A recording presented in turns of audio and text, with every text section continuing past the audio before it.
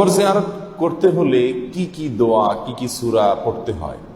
আমরা অনেকে জানি সূরা ফাতিহা পড়তে হয়, সূরা আল হাকুমুত তাকাসুর পড়তে হয়, সূরা ইখলাস, কুল হুয়াল্লাহু এতবার পড়তে হয়, আর এরকম অনেক নির্দিষ্ট বিভিন্ন নিয়মের কথা আমরা কম বেশ শুনে আসছি ছোটবেলা থেকে। এগুলোর কোনো ভিত্তি নেই। এরকম নির্দিষ্ট কোরআনে কারীমের কোন সূরা, আয়াত এটা এতবার পড়বে এরকম কোনো কথা কবর জিয়ারতের জন্য কোরআন হাদিসে কোথাও বর্ণিত হয় নাই।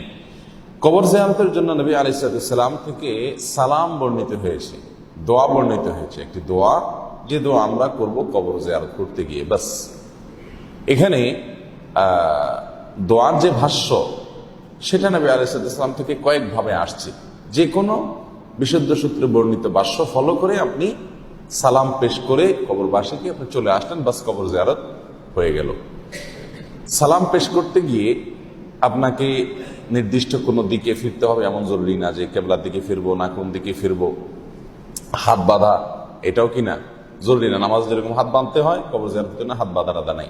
আপনি কবরস্থানে প্রবেশ করে নির্দিষ্ট কবর জিয়ারত করতে চাইলে তার কাছে একেবারে কবরের যত কাছাকাছি যাওয়া সম্ভব গিয়ে কবরের পাশে দাঁড়িয়ে কবরবাসীকে লক্ষ্য করে আপনি সালাম পেশ করবেন।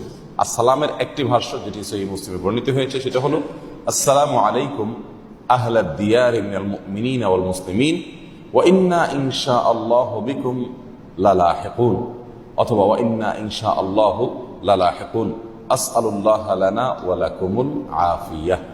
এর অর্থ হলো আসসালামু আলাইকুম আহলাদ দিয়ার মিনাল মুমিনিন ওয়াল মুসলিমিন, হে মুমিন মুসলমানেরা যারা এই কবরের বাসিন্দা হয়ে আছো আজ, তোমাদের প্রতি আল্লাহর শান্তি বর্ষিত হোক।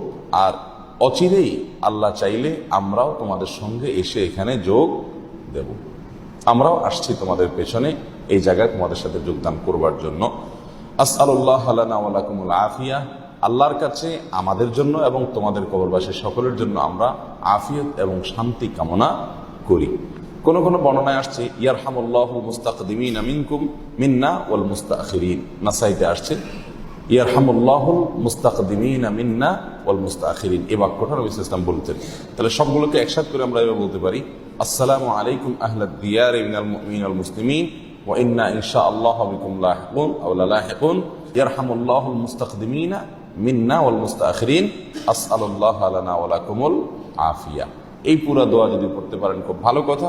আর যদি পুরাটা পড়তে না পারেন শুধুমাত্র আসসালামু আলাইকুম আহলাদ দিয়ার মিনাল মুসলিমিন ওয়াল মুমিনিন, বাস এটুকু যদি পড়েন তাতেও কবর জিয়ারত করার যে সুন্নাহ সেটা কি হয়ে যাবে, আদায় হয়ে যাবে ইনশাআল্লাহ।